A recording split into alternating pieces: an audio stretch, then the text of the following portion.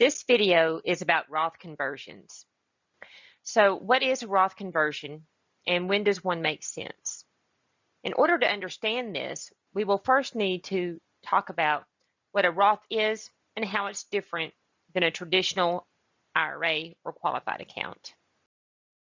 The key differences between a traditional and a Roth plan will be funding, tax treatment, and income limits. Most qualified plans are funded with pre-tax dollars. A Roth will be funded with after-tax dollars.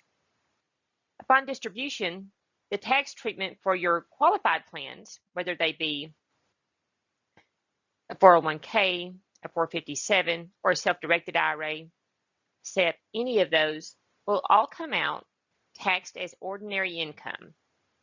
All contributions, including contributions you make, matching contributions if applicable, and any gains will all be taxed as ordinary income. The Roth is different in that you took no tax deduction when you made your conversion or your contribution. So when it comes out, not only do your contributions come out tax-free, any gains that you've made in the interim are also tax-free.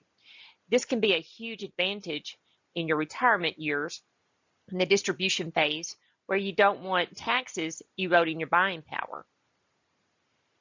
For most qualified accounts, like IRAs or 401ks, there's no income limits on when you are allowed to contribute. There are some with some SEPs and some things of that nature, and we can talk about that in depth if you want to make a phone call. But for a Roth IRA, your income limit is $125,000. You cannot contribute to a Roth if you have what they consider a high earning status.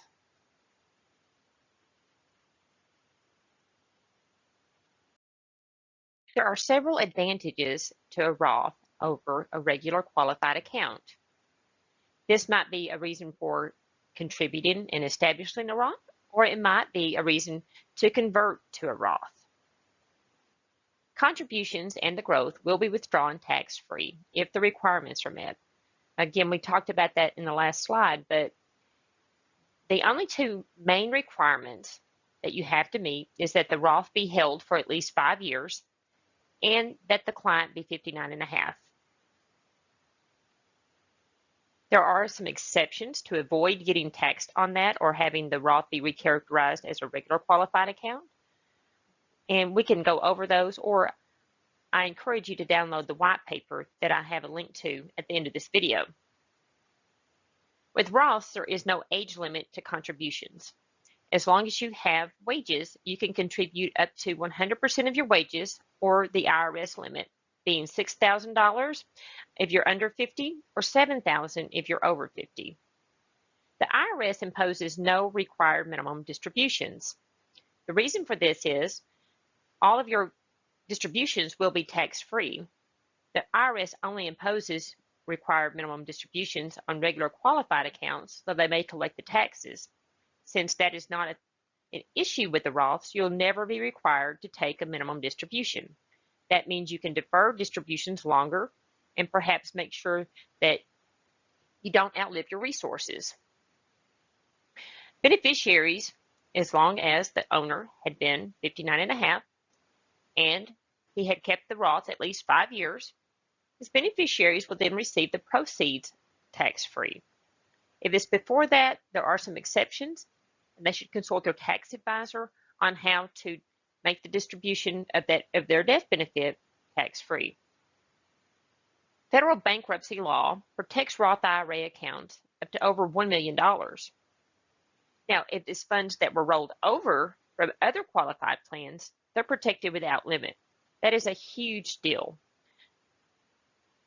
Conversion can be an opportunity for Roth earners that exceed the income limits.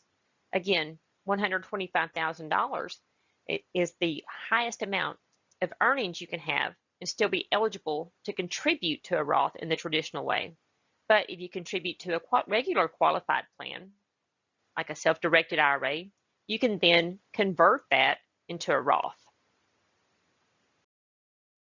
But there are some things you should consider before converting. One, conversions are a taxable event.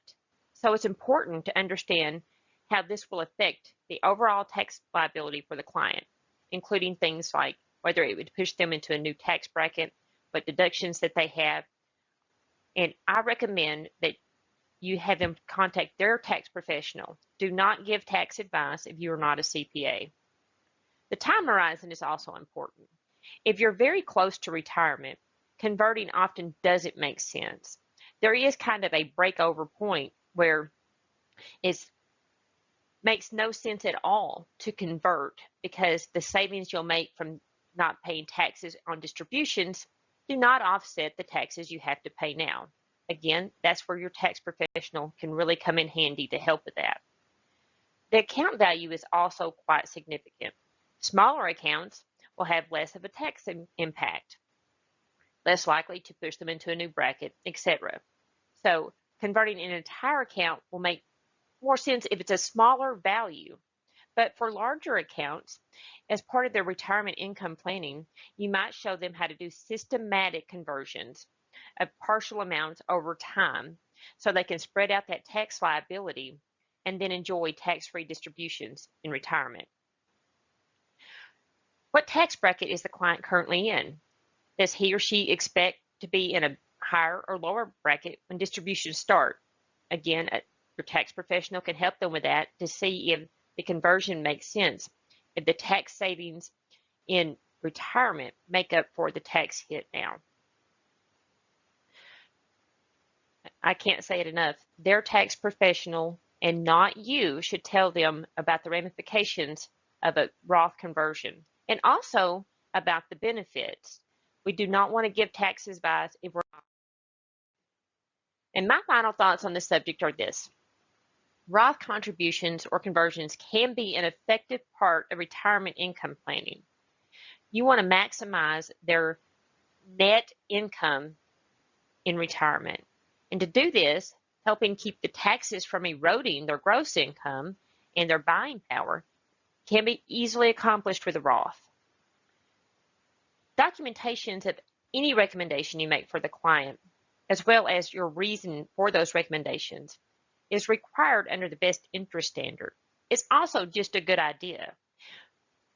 When you are making a recommendation to a client and you have assessed their goals and needs appropriately, then you can easily document how your plan fits with those goals and needs and their unique situation. For that comprehensive guide I was talking about, download this white paper. It includes the differences between regular qualified accounts and Roth qualified accounts, and the exceptions to being able to withdraw without any types of penalties. You can always contact me if you have a case you're working on, if you want to discuss any of these points in greater depth. My information is there on the bottom. Contact me at my direct line. That's the easiest way to get me, or shoot me an email. I am always happy to help, and I look forward to working with you on your next case.